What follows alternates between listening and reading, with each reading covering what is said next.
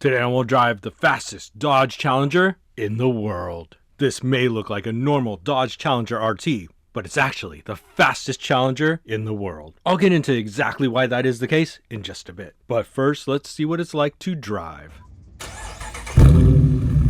I got the chance to drive this Dodge Challenger on a recent trip to California. My original plan was to drive to Monterey, but unfortunately, that didn't work out. I instead ended up driving it on freeways in California's Central Valley. This Challenger may have a Hemi V8 under the hood, but the stop-and-go traffic on California's congested roads didn't give much opportunity to open her up. When the Dodge Challenger SRT Hellcat was first released, Dodge had me out to drive the entire Challenger lineup. At the time, I said that on the road you should save your money and purchase an SXT, because you can't use the V8 very often. Being stuck in traffic made me think just how right I was. But there was a bright spot that only the V8 could bring out. While the frustration of stop-and-go traffic with a powerful V8 can make you go crazy, when I had my V6 powered Challenger SXT Plus, there was just frustration. That is a bit different with the V8, as even when you are crawling through traffic, you can still hear that V8 rumble. In fact, the sound may be the main reason to get the V8 over the V6. Because of this, when I got home and had to drive my V6 powered Dodge Durango that I currently have as my family car,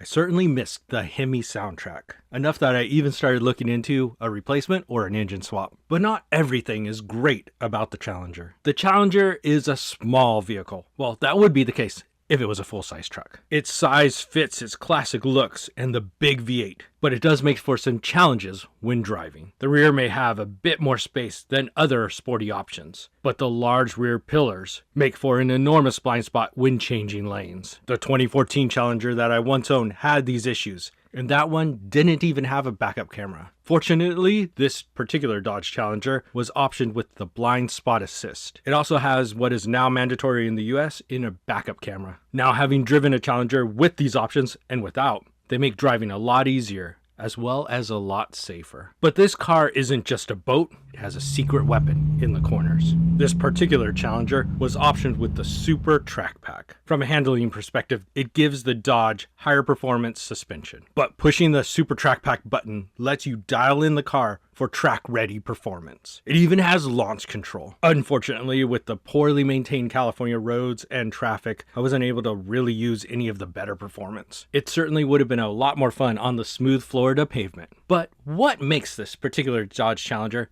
the fastest Challenger in the world? To get into that, let me first explain how I got a hold of this car. I was in California for a business trip and was supposed to get a standard car that would be a Toyota Camry or similar. When I got to Enterprise Rent-A-Car, not a sponsor yet, they asked me if I was okay with the Dodge Challenger. I, of course, said yes. Although I'm not sure how it's comparable to a Camry, they gave me this Challenger RT with a Super Track Pack, which is the fastest Challenger in the world simply because it is a rental car.